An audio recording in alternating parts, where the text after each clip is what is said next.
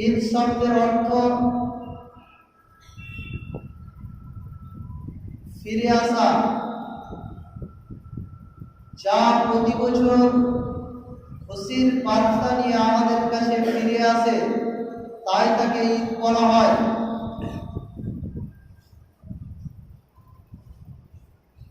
এই দিনটি এমন একটি দিন, এই দিন সম্পর্কে আল্লাহ রাসূল সাল্লাল্লাহু আলাইহি ওয়াসাল্লাম তিনি বলেন, আজকের দিন হচ্ছে বছরের শ্রেষ্ঠতম দিন হচ্ছে আজকের দিন।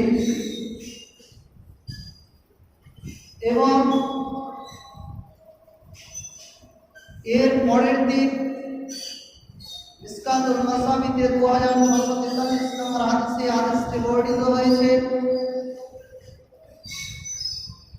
তাহলে বছরের শ্রেষ্ঠতম দিন হচ্ছে কুরবানির দিন, এবং কুরবানির পরের দিন হচ্ছে তার পরের শ্রেষ্ঠ। তাহলে আমাদের বছরের 360 দিনের মধ্যে সব থেকে শ্রেষ্ঠতম দিন হচ্ছে কুরবানির দিন।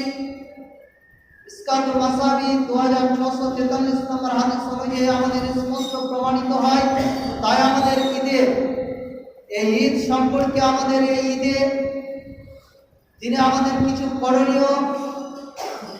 ঈদের দিনে সালাত আদায় করতে যাওয়ার পূর্বে গোসল করা, এ সম্পর্কে মুআত্তা মালিক ইসলামিক ফাউন্ডেশন থেকে যে হাদিস বর্ণিত হয়েছে, যে লেখা হয়েছে, সেখানে দেখবেন মুআত্তা মালিকের 415 নম্বর হাদিসে জাহিরতে আব্দুল্লাহ ইবনে উমর রাদিয়াল্লাহু আনহু তিনি ঈদের সালাত আদায় করতে যাওয়ার আগে তিনি গোসল করতেন। ইবনে মাজাহ 1315 নম্বর হাদিসে عن ابن عباس رضي الله عنه قال قال النبي صلى الله عليه وسلم يغتسل يوم الفطر ويوم الأضحى। ইবনে আব্বাস রাদিয়াল্লাহু আনহু হতে বর্ণিত, তিনি বলেন যে রাসূলুল্লাহ সাল্লাল্লাহু আলাইহি ওয়াসাল্লাম ইয়াগতাসিলু তিনি গোসল করতেন ইয়াউমুল ফিত্রে ঈদুল ফিতরের দিন, ওয়া ইয়াউমুল আযহা এবং ঈদুল আযহার দিন। তাহলে ইবনে মাজাহে 1315 নম্বর হাদিসে স্পষ্ট প্রমাণিত হয়েছে যে আল্লাহ রাসূল সাল্লাল্লাহু আলাইহি সাল্লাম ঈদুল আযহার দিন এবং ঈদুল ফিতরের দিন তিনি গোসল করতেন। ঈদের দিনে আমাদের সাজসজ্জা পোশাক, এই সম্পর্কে হাদিস বর্ণিত হয়েছে রাহুল বুখারীতে। হযরতে আব্দুল্লাহ ইবনে উমর রাদিয়াল্লাহু আনহু তে বর্ণিত, তিনি বলেন যে রাসূলুল্লাহ সাল্লাল্লাহু আলাইহি ওয়াসাল্লামকে তিনি একটি বাজারে রসমের জুব্বা বিক্রি করতে দেখে সেটা নিয়েছে। আল্লাহ রাসূলকে বললেন, ইয়া রাসূলুল্লাহ, হে আল্লাহ রাসূল সাল্লাল্লাহু আলাইহি ওয়াসাল্লাম, আপনি এই পোশাকটি ক্রয় করে নিন, যা আপনি ঈদের সময় পরিধান করবেন এবং প্রতিনিধিদের সঙ্গে যখন সাক্ষাৎ করবেন তখন আপনি এই পোশাকটা পরিধান করবেন। আল্লাহ রাসূল সাল্লাল্লাহু আলাইহি ওয়াসাল্লাম তার প্রত্যুত্তরে তিনি বললেন, এটা হচ্ছে এমন এক লোকেদের পোশাক যাদের পরকালে তাদের কোনো স্থান নেই। রাহুল বুখারীতে হাদিসটি বর্ণিত হয়েছে 948 নম্বর হাদিসে। অতএব এই হাদিস অনুযায়ী স্পষ্ট প্রমাণিত হয়, যেহেতু ঈদের সময় পোশাক পরিধান করার জন্য একটি রেশমের সুন্দর পোশাক বাজারে বিক্রি করতে দেখে আব্দুল্লাহ ইবনে উমর আল্লাহ রাসূলের কাছে এসে বললেন, আল্লাহ রাসূল, আপনি এই পোশাকটা নিন, যে পোশাকটা আপনি ঈদের সময় পরিধান করবেন এবং কোন প্রতিনিধির সঙ্গে যখন আপনি তাদের সঙ্গে সাক্ষাৎ করবেন তখন আপনি এই পোশাকটা পরিধান করবেন। অতএব আমাদের ঈদ উপলক্ষে, বিশেষ করে যে কোনো সালাত উপলক্ষে যখনই আমরা পোশাক যাচাই বাছাই করব তখন ঠিক সেটা যেন আমাদের শ্রেষ্ঠতম পোশাক, অর্থাৎ আমার পোশাকের মধ্যে সব থেকে পছন্দনীয় পোশাক, সেই পোশাকটাকে চুজ করা, সেই পোশাকটাকে তাকে বেছে নেওয়া উচিত এবং সেই পোশাকের দিকে খেয়াল রেখে শুধু ঈদের সালাত বলে নয়, যে কোনো আল্লাহর এক ইবাদত বান্দেগী করতে গিয়ে, সালাত আদায় করতে গিয়ে আমাদের ঠিক সব থেকে পছন্দনীয় পোশাক পরিধান করাই উচিত। ঈদের সালাত আদায় করতে গিয়ে পায়ে হেঁটে যাওয়া,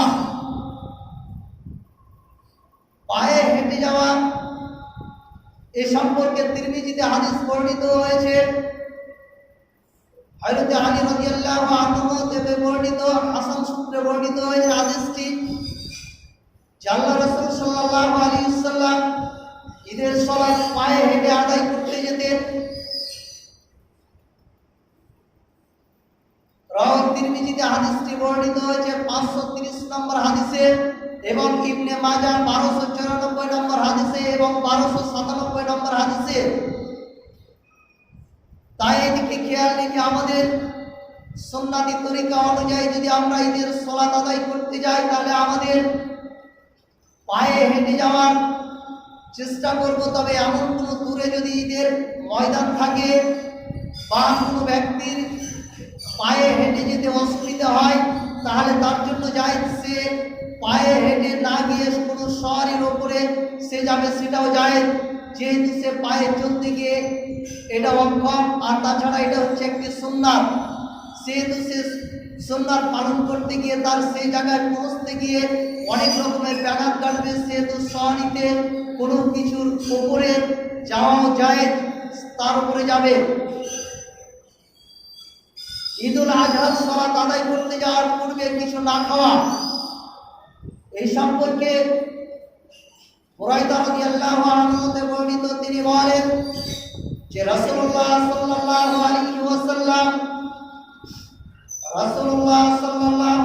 ওয়াসাল্লাম যখন ঈদুল ফিতরের সময় কিছু না খেয়ে ঈদুল ফিতরের সালাত আদায় করতে বের হতেন না, আর ঈদুল আজহার সালাত আদায় করার পূর্বে তিনি কিছু খেতেন না।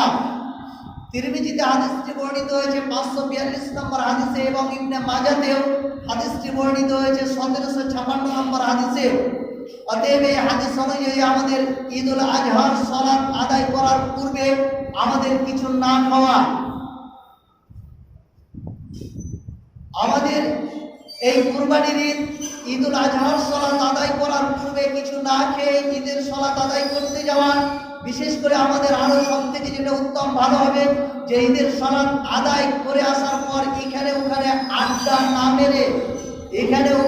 আড্ডা না মেরে আমাদের সর্বপ্রথম যে করণীয়, যেহেতু আমরা শুনেছি এর পূর্বে জুমায় বক্তব্য, তার আগে আমাদের এই আজ পঞ্চমতম যে পূর্ব পর্ব নিয়ে আলোচনা হয়েছে, আমরা ধারাবাহিকভাবে শুনেছি যে আল্লাহ রাসূল সাল্লাল্লাহু আলাইহি ওয়াসাল্লাম এরকম ভাবে ভাষণ দিচ্ছেন। তিনি বলছেন আজকে আমাদের সর্বপ্রথম যে কাজ সেটি হচ্ছে ঈদের সালাত আদায় করা, অতঃপর ফিরে গিয়ে কুরবানি করা, আড্ডা মারা নয়। তাই সর্বপ্রথমে ঈদের সালাত আদায় করে আড্ডা না মেরে সর্বপ্রথমে কুরবানির পশু জবাই করা, তারপর যত সম্ভব কুরবানির পশুকে তার যতক্ষণ পর্যন্ত প্রাণ ত্যাগ না হয় ততক্ষণ পর্যন্ত শরীরের অঙ্গ প্রত্যঙ্গ কাটবো না। তারপর আমরা এই কুরবানির গোশত বের করে ভেজে খাওয়ার সর্বপ্রথম চেষ্টা করব। তবে এটা আমাদের মনে রাখা উচিত, এটা আমাদের সিয়াম নয়, যেহেতু সিয়াম কুরবানির দিনে সিয়াম পালন করা হচ্ছে হারাম। কুরবানির দিনে সিয়াম, ঈদের দিনে সিয়াম পালন করা যাবে না, সিয়াম পালন করা হচ্ছে হারাম। সেহেতু আমরা এই ঈদুল আজহার দিনে যেহেতু আমরা ফজরেও আমরা সাহারি খাই না, শুধুমাত্র এটি একটা আল্লাহ রাসূলের সুন্নাত, তাই সুন্নাত আমরা পালন করব, এটুকুই যা আমাদের এটি অর্ধেকতম সিয়াম নয়। যেহেতু আমরা অনেক ওলামা ইকরামদের বক্তাদের মুখ থেকে শুনে রেখেছি যে এই ঈদুল আজহার সময় আড়াইটা আমাদের সিয়াম পালন করতে হয়, ঈদের আগের দুদিন এবং ঈদের দিন হাফ বলে আড়াইটা বলে আমরা শুনে রেখেছি, যাতেও ঠিক নয়। শুধুমাত্র ঈদুল ফিতরের আগে একটা সিয়ামে আরাফাত অথবা আল্লাহ রাসূল সাল্লাল্লাহু আলাইহি ওয়াসাল্লাম জিলহজ মাসের 9টি সিয়াম পালন করেছে, অথবা 9টি সিয়াম অথবা 1টি সিয়াম, ঈদের দিনে কোনো সিয়াম নাই। তাই ঈদের আগে 2.5টা সিয়াম যেটা বলা হয় এটা একেবারে ভুল কুসংস্কার, এটা তার কোনো ভিত্তি নেই, শুধুমাত্র 1টি সিয়ামের ভিত্তি। তাই আমরা এটাকে সিয়াম হিসাবে ধরব না। আমরা এই ঈদুল আজহার দিনে সালাত আদায় করতে যাওয়ার, বিশেষ করে যদি পর্দার ব্যবস্থাও যদি না থাকে, ঈদগাহ কমিটি বা গ্রাম্য কমিটি সকলকে এটা হাদিসে জরুরি ভিত্তিক অনুযায়ী এটা মানুষদেরকে প্রস্তুতি গ্রহণ করা উচিত যে মহিলাদেরকে নিয়ে যাওয়ার জন্য। রওয়াহুল বুখারীতে 324 নম্বর হাদিস, 971 নম্বর হাদিস, 974 নম্বর হাদিসে উম্মে আতিয়া রাদিয়াল্লাহু আনহা তে বর্ণিত, তিনি হাদিস বিস্তারিত বর্ণিত হয়েছে যে শিশুদেরকে, ঋতুবতী মহিলাদেরকে, সমস্ত রকমের মহিলাদেরকে ঈদগাহের ময়দানে নিয়ে যাওয়ার জন্য নির্দেশ দিয়েছেন, আদেশ করেছেন আল্লাহ রাসূল। এমনকি উম্মে আতিয়া বলেন, আল্লাহ রাসূল যাদের পোশাক নেই তারা কি করবে, যাদের ওড়না নাই তারা কি করবে? আল্লাহ রাসূল সাল্লাল্লাহু আলাইহি সাল্লাম বললেন যে যাদের ওড়না নাই তাদের পড়োশি, তাদের কোনো বোনের কাছ থেকে ওড়না নিয়ে তারা ঈদগাহের ময়দানে যাবে।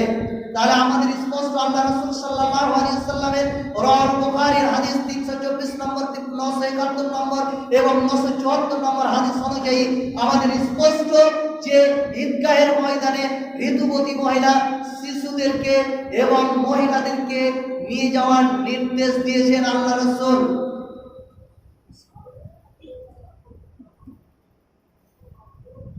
আলহামদুলিল্লাহ ওয়াসসালাতু ওয়াসসালামু আলা রাসূলিল্লাহ, আম্মা বাদ। আউযু বিল্লাহি মিনাশ শাইতানির রাজিম, বিসমিল্লাহির রহমানির রহিম। ফাসাল্লি লিরাব্বিকা ওয়ানহার। তাহলে আমরা ঈদের আজহার সালাত সম্পর্কে আলোচনা, এই হচ্ছে আমাদের ঈদুল আজহার সালাত আদায় করতে যাওয়ার পূর্বে কিছু সুন্নতি তরিকা আমরা পালন করব। তারপর আমাদের এই ঈদের সালাত আদায় করার পর আমাদের এই মুবারকবাদ আমরা যা ঈদ মুবারক হিসাবে দিই, যা কোরআন এবং হাদিসে সাহাবা ইকরামরা যে সময় তারা এই মুবারকবাদ দিতেন যে আল্লাহুম্মা তাকাব্বাল মিন্না ওয়া মিনকুম, এরকম ভাবে তারা দোয়া দিতেন যে হে আল্লাহ, তোমরা আমাদের এবং তোমাদের সকলের ইবাদতকে তুমি কবুল করো। তাই আল্লাহুম্মা তাকাব্বাল আল্লাহু মিন্না ওয়া মিনকুম এইভাবে একে মুবারকবাদ দিতেন। আজকে আমাদের ফেসবুক, আজকে আমাদের ইউটিউব, আজকে আমাদের যদি মোবাইলে অ্যান্ড্রয়েড মোবাইল যতগুলো আছে দেখি যে ঈদ মুবারক বা ঈদের শুভেচ্ছা অনেক রকম করে দেওয়া হয়, অথচ সামথিং হয়তো 100টার মধ্যে হয়তো একজন ব্যক্তি লেখা থাকে যে আল্লাহুম্মা তাকাব্বাল আল্লাহু মিন্না ওয়া মিনকুম আল সুন্নতি তরিকা, যে সাহাবা ইকরামরা দিতেন। এই তরিকা আমরা পাই না। শুধু ঈদ মুবারক, বিশেষ করে ইনশাআল্লাহ আমার মোবাইলে যতগুলো ঈদ মুবারক বলে শব্দ থাকে সেই আমি মেসেজটাই পড়ি না, আমি পড়ার পূর্বেই ডিলিট করে দিই যদি বুঝতে পারি যে ঈদ মুবারক লেখা আছে। ঈদের সালাত আদায় করতে যাবে, ঈদের সালাত আদায় করতে আসার পরে মুবারকবাদ আল্লাহুম্মা তাকাব্বাল আল্লাহু মিন্না ওয়া মিনকুম ভাবে হবে। ঈদের সালাতের কিছু পদ্ধতি, ঈদের সালাত আমরা যেভাবে পদ্ধতি পালন করব এই সম্পর্কে হাদিস বর্ণিত হয় বা আমরা যা দেখতে পাই যে অনেক রকম ভাবে শুধু ফরজ নামাজ, যেমন আমরা ফজরের ফরজ 2 রাকাত নামাজ পড়ি, সেই 2 রাকাত ঠিক সালাতের ন্যায় এই ঈদের সালাত আদায় করতে হয়। শুধুমাত্র একটু আলাদা, সেটা তাকবীর অতিরিক্ত কিছু তাকবীর ভরা হয়েছে এইটুকুই। এই তাকবীর ছাড়া এই সালাত একই রকম ভাবে আদায় করতে হয়। এই সম্পর্কে যে তাকবীরের প্রথম রেখাতে 7টি তাকবীর এবং দ্বিতীয় রেখাতে 5টি তাকবীর শুধু যুক্ত করা হয়, বাকি ঠিক ফরজের এই ফজরের ফরজ 2 রাকাত নামাজের ন্যায় আমাদেরকে সালাত আদায় করতে হয়। এই সম্পর্কে হযরত আয়েশা রাদিয়াল্লাহু আনহা আন্না নবী সাল্লাল্লাহু আলাইহি ওয়াসাল্লাম রাসূলুল্লাহ সাল্লাল্লাহু আলাইহি ওয়াসাল্লাম, আয়েশা রাদিয়াল্লাহু আনহা তে বর্ণিত, তিনি বলেন যে রাসূলুল্লাহ সাল্লাল্লাহু আলাইহি ওয়াসাল্লাম কি করতেন? রাসূলুল্লাহ সাল্লাল্লাহু আলাইহি ওয়াসাল্লাম কানা ইউকাব্বিরু, তিনি কি বলছেন? কানা ইউকাব্বিরু ফিল ফিত্রি ওয়াল আজহা। আল্লাহ রাসূল সাল্লাল্লাহু আলাইহি সাল্লাম ঈদুল ফিতরের সালাত এবং ঈদুল আজহারের সালাতে কি করতেন? ফিল উলা সাবআ তাকবীরাতিন, এই প্রথম রেকাতে 60টি তাকবীর পাঠ করতেন। সাওয়াব, তিনি 60টি তাকবীর পাঠ করতেন।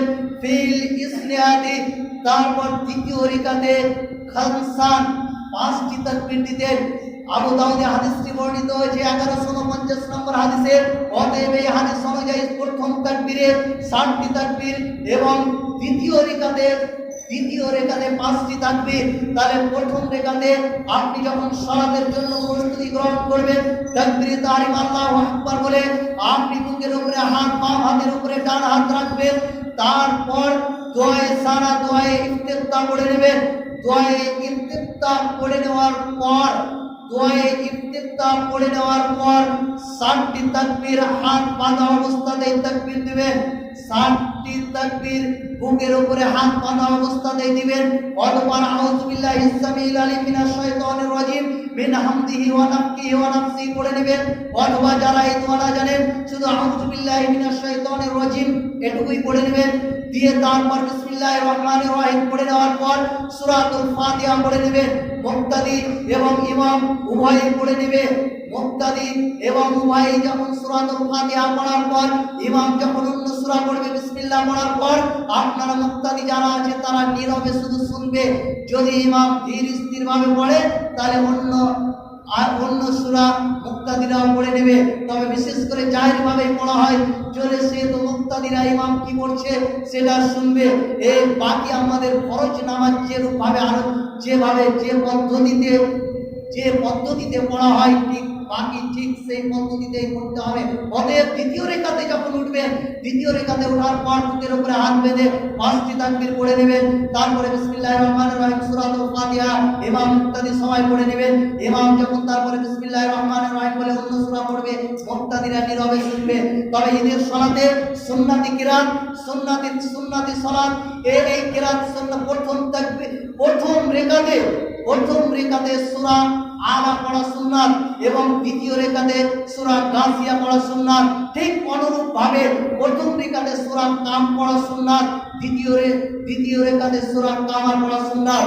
অতএব যে যেটা এরকম ধরনের যদি সুন্নতি এই সূরা মুখস্থ আছে তাহলে ঠিক আমরা এইভাবে আমরা পড়ে নেব। তাই তাকবীর এবং এই সমস্ত রকমের সালাত সমাপ্ত করার পর ইমাম খুতবা দিবেন। ইমামের খুতবা পড়া শোনা সবার জন্য সুন্নাত এবং এটা সকলে শুনবেন। কেউ যতক্ষণ পর্যন্ত ইমাম খুতবা না সমাপ্ত করবে কেউ সেখান থেকে আসবেন না। যদি আসেন এটা সাহাবায়ে কিরামদের সুন্নাতের খেলাফ। রাসূলুল্লাহ সাল্লাল্লাহু আলাইহি ওয়াসাল্লামের এই সুন্নতি তরিকা আমাদের পালন হবে না। তাই সুন্নতি তরিকা অনুযায়ী পালন করতে গেলে বিশেষ করে আপনাদের এই মুর্শিদাবাদের এলাকায় যদি দেখা যায় ইমাম যখন সালাত আদায় করে খুতবা দিতে উঠে আপনাদের এখানে সব মুক্তাদিরা একে একে পথ ধরে নেয়। কিন্তু আমাদের দেশে যদি বীরভূম ডিস্ট্রিক্টে যদি যান তাহলে ইমাম যতক্ষণ পর্যন্ত এই খুতবা সমাপ্ত না করবে একজন ঈদগাহ ময়দান থেকে উঠবে না। যদি মিথ্যা বলি তাহলে আপনি গিয়ে এবছরে গিয়ে দেখে আসুন যে এটা মিথ্যা কি সত্য। শুধু আপনাদের মুর্শিদাবাদে বিশেষ করে এটা বুঝাচ্ছে তারা ইমাম খুতবা দিতে শুরু করে, সবাই হাঁটতে শুরু করে। যদি হাঁটতেই শুরু করবে তাহলে ইমাম খুতবাই দিবে কেন? তাহলে যাই হোক, আমাদের এই সুন্নতি তরিকা অনুযায়ী আমরা সালাত আদায় করে নেব এবং সালাত আদায় করার পর আমাদের কুরবানি দেব। মহান আল্লাহ পাক রব্বুল আলামিন সূরা কাউসার সূরা নম্বর 108 আয়াত নম্বর 2 এ তিনি বলছেন ফাসাল্লি লিরাব্বিকা ওয়ানহার, অতএব তুমি তোমার প্রতিপালকের উদ্দেশ্যে সালাত আদায় করো, ওয়ানহার এবং কুরবানি করো। তাহলে আমরা মহান আল্লাহ পাক রব্বুল আলামিন সূরা 108 সূরা কাউসার আয়াত নম্বর 2 এ তিনি স্পষ্ট করে বলে দিলেন তুমি প্রথমে তোমার প্রতিপালকের উদ্দেশ্যে সালাত আদায় করো, অতঃপর তুমি কুরবানি করো। তাই ঠিক আমরা সালাত আদায় করে নেব, তারপরে সে কুরবানি করব। মহান আল্লাহ পাক রব্বুল আলামিন সূরা অন্যত্রে বলেছেন সূরা আনাম সূরা নম্বর 6 সূরা আনাম সূরা নম্বর 6 আয়াত নম্বর 162 তে তিনি বলেছেন যে কুল ইন্না সলাতি ওয়া নুসুকি ওয়া মাহইয়ায়া ওয়া মামাতি লিল্লাহি রাব্বিল আলামিন, হে নবী তুমি বলো ইন্না সলাতি নিশ্চয় আমার সালাত, ওয়া নুসুকি আমার কুরবানি, ওয়া মাহইয়া আমার জীবন, ওয়া মামাতি আমার মৃত্যু লিল্লাহি রাব্বিল আলামিন, সব সে লিল্লাহি রাব্বিল আলামিনের উদ্দেশ্যে। সূরা আনামের 162 নম্বর আয়াতে মহান আল্লাহ পাক রব্বুল আলামিন এই কথা উল্লেখ করেছেন। তাহলে আমরা ঠিক আল্লাহ এবং আল্লাহ রাসূলের সুন্নতি তরিকা অনুযায়ী আমরা ঈদের সালাত আদায় করে আসার পর কুরবানি দেব। এবং কুরবানি যদি আমরা ঠিক যদি আমরা মুত্তাকি এবং কতটা কিভাবে হয়েছে, শুধু কুরবানি করলেই যে আল্লাহর কাছে কুরবানি কবুল হবে, নহর করলেই আপনি রক্ত প্রবাহিত করলেই যে আল্লাহর কাছে কবুল হবে, তা কখনো হতে পারে না। মহান আল্লাহ পাক রব্বুল আলামিন এই সম্পর্কে তিনি উল্লেখ করেছেন সূরা হজ সূরা নম্বর 22 আয়াত নম্বর 37 এ তিনি বলছেন, লাইয়ানাল্লাহু আনহুমা ওয়ালা তিমারুহা ওয়ালা কিয়ানাহু তাকওয়া মিনকুম। মহান আল্লাহ পাক রব্বুল আলামিন সূরা হজ্জের 37 নম্বর আয়াতে তিনি স্পষ্ট উল্লেখ করে বলে দিচ্ছেন যে তোমাদের কুরবানির রক্ত, তাদের মাংস, তাদের চামড়া কিছুই আমার কাছে পৌঁছে না। আল্লাহ বলছে লাইয়ানাল্লাহু ওই তোমাদের কুরবানির পশুর রক্ত মাংস তার কিছুই আমার কাছে পৌঁছে না, শুধুমাত্র তোমাদের পৌঁছে তোমাদের মনের তাকওয়া। সেই তোমাদের মনের তাকওয়া ভিত্তিক তোমরা কোন মনের কোন তাকওয়ায় তোমরা কুরবানি করলে সেই তোমাদের মনের তাকওয়া আমার কাছে পৌঁছে। সূরা হজ্জের 37 নম্বর আয়াতে উল্লেখ করেছে। শুধু আমরা বলেছি যে কুরবানি করলেই নহর আজকে লক্ষ টাকা দিয়ে আমরা কুরবানি করলে যে আল্লাহর কাছে কুরবানি কবুল হবে, এটা কখনোই হতে পারে না। মহান আল্লাহ পাক রব্বুল আলামিন এই কথাও তিনি স্পষ্ট করে জানিয়ে দিয়েছেন। সূরা মাইদা সূরা নম্বর 5 আয়াত নম্বর 27 তিনি স্পষ্ট করে বলে দিয়েছেন, ইন্নামা ইয়াতাকাব্বালুল্লাহু মিনাল মুত্তাকিন। আল্লাহ শুধু মুত্তাকিন পরহেজগার ব্যক্তিদের কাছ থেকে কুরবানি কবুল করে থাকে। আপনি কতটা মুত্তাকি হতে পেরেছেন?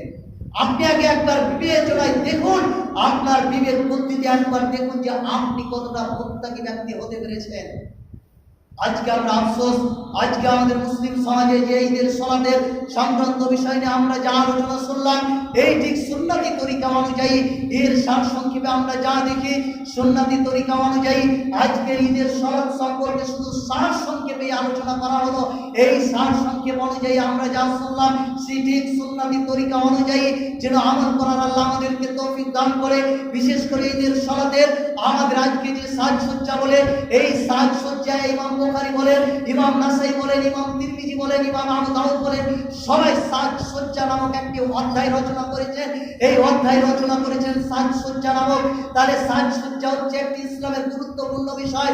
তাই বলে এই গুরুত্বপূর্ণ বিষয় নিয়ে আজকে আমাদের এমন ঈদের সময় দেখা যায়, আপনাদের এলাকা আমাদের এলাকা সমস্ত এলাকাতেই দেখা যায়, বিশেষ করে বেঙ্গল বলেন, এই বেঙ্গলেই যদি বা আমাদের পড়োশি আশেপাশে যতগুলো আমাদের রাজ্যগুলো আছে যদি দেখিয়ে দিই, তাহলে ঈদের সালাত উপলক্ষে আমাদের মেয়েদেরকে, কন্যাদেরকে, বোনদেরকে যথেষ্ট রকমের পোশাক পরিধান করার জন্য সৌন্দর্য পোশাক তো কিনে দিয়ে দিই। তারপরেও আপনি 5 ওয়াক্ত সালাত আদায় করেন, তারপরে আপনি ঈদের দিন কন্ট্রোলে রাখেন না। আপনার মেয়ে বেহায়া বেপর্দার মতো রাস্তাঘাটে বেরিয়ে বেড়ায়। আপনি ঈদের সালাতে সব থেকে সৌন্দর্য রকমের তার মুখে মেকআপ করে বলেন, তার মাথার চুলে যত রকমের বলেন শ্যাম্পু দিয়ে বা আর যত রকমের যা আছে মেয়েদের সাজানো, সমস্ত রকমের সাজানো পোশাক বা আদি কিনে দিয়ে তারা মেকআপ করে আরো ইত্যাদি এই সৌন্দর্য পোশাক পরে রাস্তাঘাটে বেরোলো। আপনি 5 ওয়াক্ত সালাত আদায় করলেন, তারপরেও আপনার মেয়েকে কন্ট্রোলে করলেন না। এই কাল কিয়ামতের দিবসে এরকম পিতাকাল জান্নাতে যেতে পারে না। জাহান্নামে যাবে 3 শ্রেণীর ব্যক্তি, তার মধ্যে এই শ্রেণী হচ্ছে এক, যে মহিলাকে কন্ট্রোলে রাখতে পারলো না তার পিতামাতা, যে বেহায়া বেপর্দার মতো এই রাস্তাঘাটে বেরোলো। আজকে আপনাদের সমাজে বলুন তো, মহিলারা বেহায়া বেপর্দার মতো ঈদের দিনে পরপুরুষের সামনে রাস্তাঘাটে ধরিয়ানে আপনাদের একটি বাজার বসে, সেই বাজারে ঘুরতে গিয়েও আপনারা কতটা বাধা প্রয়োগ করেন। আজকে আমাদের আফসোস, মুসলিম সমাজ সালাত আদায় করি তারপরে আমরা কন্ট্রোলে রাখি না। তাই বলছি মহান আল্লাহ পাক রব্বুল আলামিন যে পদ্ধতিতে আমাদেরকে এই ঈদের সংক্রান্ত বিষয় নিয়ে আজকে ষষ্ঠতম আলোচনা শুনলাম, আমাদের 6 জুমা আলোচনা করলাম, ষষ্ঠতম এই কুরবানির পর্ব নিয়ে আলোচনা শুনলাম। আল্লাহ যেন আমাদেরকে এই 6 জুমার যতগুলো আলোচনা শুনেছি, আল্লাহ সমস্ত রকমের আলোচনাকে তুমি আমাদেরকে যতটুকু কোরআন এবং সেই হাদিসের মোতাবেক আলোচনা করা হয়েছে, এরপরে যাদেরকে আমাদের কোরআন এবং সেই হাদিসের আলোকে আলোচনা হয়নি, আলোচনার বাইরে কোরআন এবং হাদিস আয়ের আর বাইরে যেটুকু আলোচনা হয়েছে সেইটুকু বাদ দিয়ে বিশেষ করে কোরআন, তবে আমার জানা মতে ইনশাআল্লাহ আমি এই 6 জুমায় আলোচনা যা করেছি ইনশাআল্লাহ সবকে কোরআন এবং হাদিসকে আমার সম্মুখে রেখে আলোচনা করেছি, দলিল সাপেক্ষে আলোচনা করেছি। আল্লাহ যেন আমাদেরকে এই দলিল সাপেক্ষে আলোচনায় আল্লাহ যেন আমাদেরকে আমল করার তৌফিক দান করেন। হে আল্লাহ, তুমি আমাদেরকে এই হজ মাসের এই ঈদুল আজহার সালাত এবং কুরবানিকে এই সুন্নতি তরিকা অনুযায়ী আমল করার তুমি তৌফিক দান করুন। আমিন। ওয়া আলহামদুলিল্লাহি রাব্বিল আলামিন। আল্লাহু